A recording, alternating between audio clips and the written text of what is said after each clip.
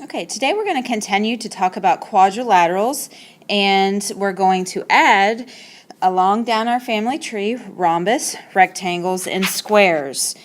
So just remember, it's important to be able to visualize the family tree that we talked about. Remember, at the top we have quadrilaterals. So at the top we would have a quadrilateral, and then it's going to branch off over here to parallelogram, and then parallelogram is going to branch off into rectangle, then it's going to be a rhombus, and these two guys are going to come together and form a square. So again, this is kind of like how things progress. Again, this is a quadrilateral. We have parallelogram that we talked about last time, rectangle, rhombus, and a square.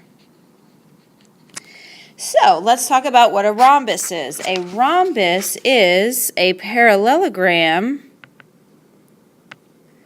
with four congruent sides. So really pay attention to what I just said. I said it's a parallelogram with four congruent sides. So all of the properties that a parallelogram has, remember we listed out the 6, all of those 6 are also characteristics of a rhombus.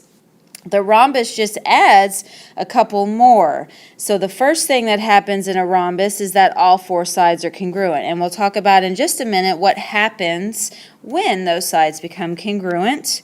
A rectangle is a parallelogram with 4 right angles.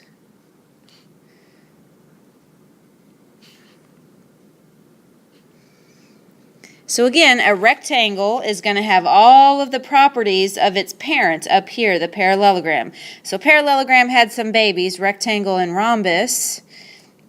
All right, and a square, so the rectangle and rhombus, you're going to combine these guys and you're going to make a square. So a square is a rectangle and a rhombus.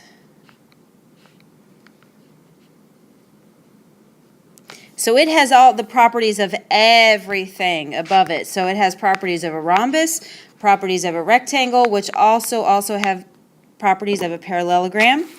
Just to kind of refresh your memory, let's talk about the properties of a parallelogram again. Remember, we have that opposite sides are congruent is one of them. We have that opposite sides are parallel. Remember, we have opposite angles are congruent. Consecutive angles are supplementary.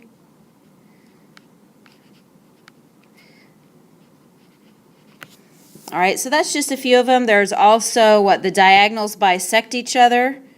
And if you have one pair of sides that are parallel and congruent, that can also classify a quadrilateral as a parallelogram. Let's get on with rhombus. So again, a quadrilateral is a rhombus if and only if it has 4 congruent sides.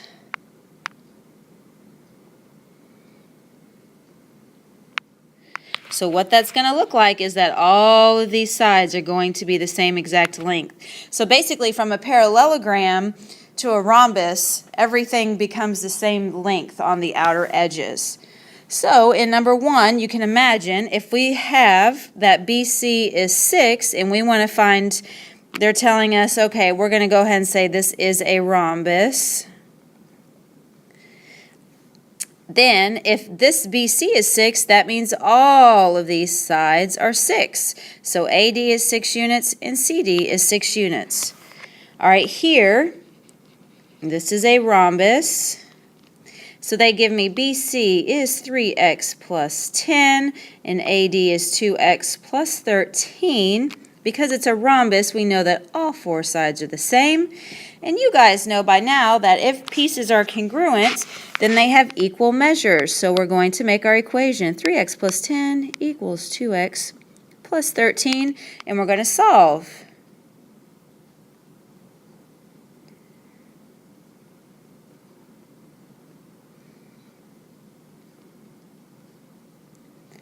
So there's our x. X is 3. And then it wants the length of AD. So if we take that 3 and we plug it back in right there, that's 2 times 3, which is 6, plus 13. That's going to give us 19. Okay, another part of this is a parallelogram is a rhombus if and only if the diagonals are perpendicular.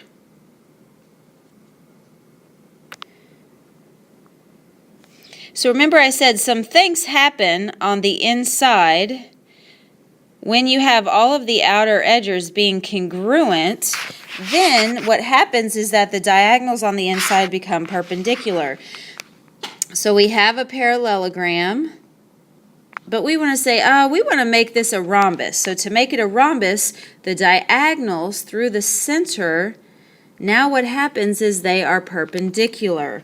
And remember, once you have a 90-degree angle here in this corner, you also have it in all the other corners. We just don't typically write the boxes in there like that. But you just need to make sure you know that. Oh, and remember, anytime you have perpendicular, do you see what's happening now here? What shape is that?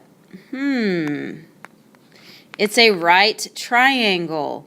So don't forget all of those special things we've learned about right triangles. The tricks. We learned trig. So all of that stuff is still going to be used anytime you have 90-degree angles being formed. So let's see if we can use this parallelogram that is a rhombus, WXYZ, to find the following measurements.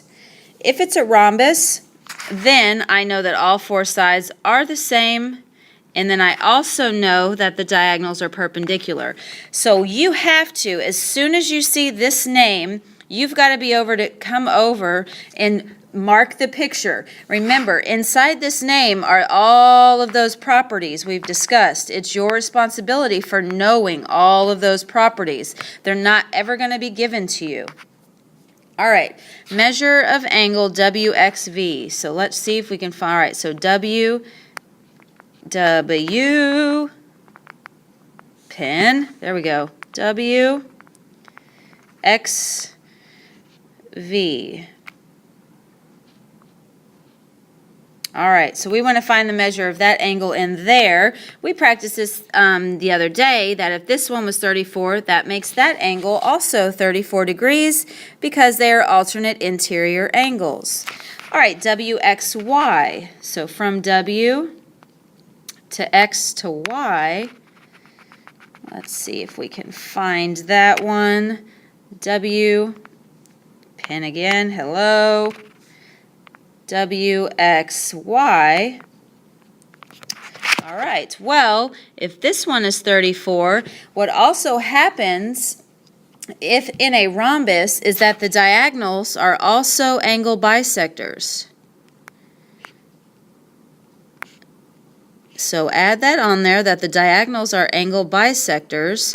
So basically, what I'm telling you now is if this one is 34, then this one is also 34. And this only happens in a rhombus and a square, that the diagonals are angle bisectors. So if I want that whole angle, I've got to add that together, 68 degrees.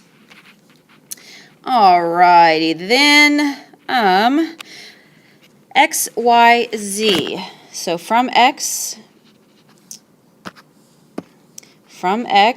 to Y to Z, this whole angle in here. Well, we have to use that we just found this whole thing was 68.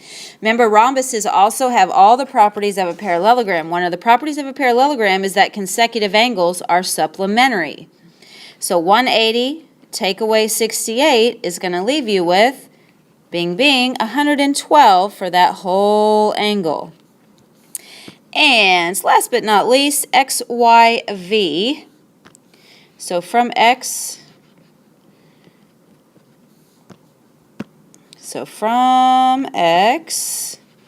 to Y to V, they want the measure of this angle in here. Well, we just found that this whole entire thing is 112, and now this question is asking me, or you guys, just for half of it, because remember, this diagonal is an angle bisector.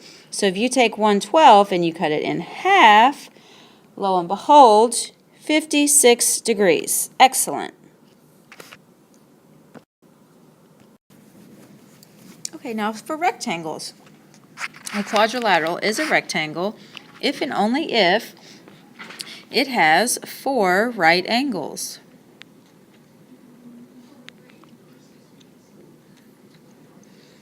So again, a rectangle, which you're familiar with, 4 right angles. The next part that makes a quadrilateral into a rectangle is if a parallelogram is a rectangle if and only if its diagonals are congruent.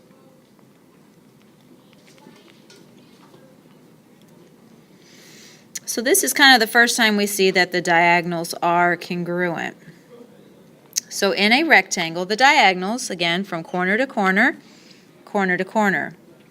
So now they're the same length, and what you also have to remember is that a rectangle also has properties of a parallelogram. Remember, in a parallelogram, the diagonals bisected each other. Well, now they still carry that property.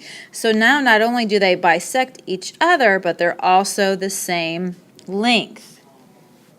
So the same length, they bisect each other, that gives you a rectangle. So let's see if we can use that information here. It says that the parallelogram is a rectangle. So remember, hidden inside of that word are these properties. They're not going to tell you these properties every time. They're just going to tell you the name of it, and you have to then carry over the properties. So angle SPT is 62 degrees. They have that marked for us. And QS, this whole thing, is 18. Find the following measures. The measure of angle QPR. So from Q to P to R, that piece. Well, because it's a rectangle, we know that this whole entire corner is 90. So 90 minus 62, we get 28 degrees. Next, PTQ. So from P to T to Q, they want to know the measure of this angle in here.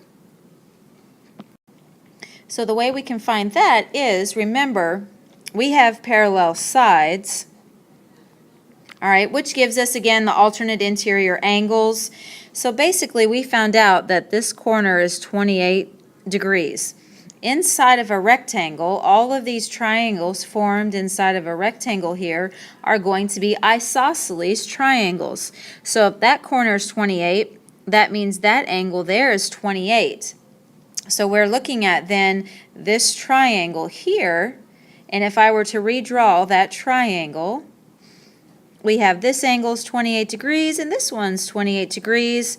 How much is that? So that would be our whole. Let's start with 180. And let's subtract out both of the angles, so that is 56. So 180 minus 56 gives us 124 degrees. So that's the measure of angle PTQ. All right, ST. We've got a lot going on already here. So ST is here. Well, we originally know that the whole thing is 18. Well, the diagonals bisect each other, so that's going to be 9. And how much is PR? Well, PR is the whole entire other diagonal here. And one of the properties of a rectangle is that the diagonals are congruent. So if this one is 18, lo and behold, the other one is 18, and that's a rectangle. Here we go. Now, this is where it all comes together. So again, visualizing the chart. We have quadrilateral, and then it branches off. We have, this was parallelogram, then that branched into rectangle and rhombus. Rectangle and rhombus are going to come together for a square. And remember again the chart. Anything above it, it has the properties of. So a square is a rhombus. A square is a rectangle. A square is a parallelogram. So the square has everything. It has all 4 sides are the same. It has 4 right angles. It has the diagonals are the same. So it has everything. So the only thing that makes it a square, so a quadrilateral is a square if and only if it is a rhombus and a rectangle.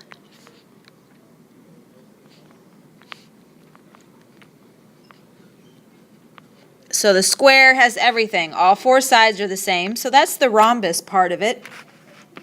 For right angles, that characteristic it gets from the rectangle. It also has diagonals that are congruent. Okay, that comes from the rectangle. And they're also bisected, cut in half, which comes from the rhombus. And also another property of the rhombus is that the diagonals are perpendicular. So again, this square has all of these properties. So let's see if we can use those and answer the questions. Parallelogram is a square. So again, inside this name here are all of these properties. You've got to know and be able to mark the picture once they tell you it's a square. Find the measure of angle EJF. E to J to F, right in here. Well, in a square, the diagonals are perpendicular, so that's going to give you a 90-degree angle. So again, it's just going to take you a little while to kind of get used to the diagonals and which one is which. A rhombus and a square have perpendicular diagonals. And we're going to talk about other one later that does. Also, JFG. So from J to F to G, they want to know the measure of this angle there. So, let's see. Remember who your best friend is. It's the right triangle. So I'm having a little trouble here trying to figure out the measure of that angle. Well, remember something else we talked about is that the diagonals here are going to be angle bisectors. So since that corner is 90, right here, the corner is 90, this diagonal is an angle bisector, so that's going to mean that it's cutting that 90 in half, so it's going to be 45 degrees. So again, use your right triangle knowledge, your 90 degrees. Again, this square has all the properties that you can think of. So yes, this diagonal is an angle bisector. So good. We cut that in half. So each one's 45. We still have our 90 there. All right, FH. That's this old piece here. Well, let's see. The diagonals are congruent, and I also know that the diagonals bisect each other. So they gave us this piece here is 15. Well, that must mean this other piece is 15. So if one diagonal is 30, lo and behold, that makes the other diagonal 30. Next, FH, did we find that? Yes. EJ, well, we already found EJ. It's 15. There you go. I almost forgot, and we haven't done this in a very, very, very long time. So, listeners, remember, if you're still listening, then I want you to go ahead and draw a Christmas tree at the bottom of your paper, okay? So, listeners, remember, this is our secret. You're getting rewarded for listening to me. I know, it's so boring, but I'm going to reward you. So, draw a Christmas tree at the bottom of your paper. All right, see you later.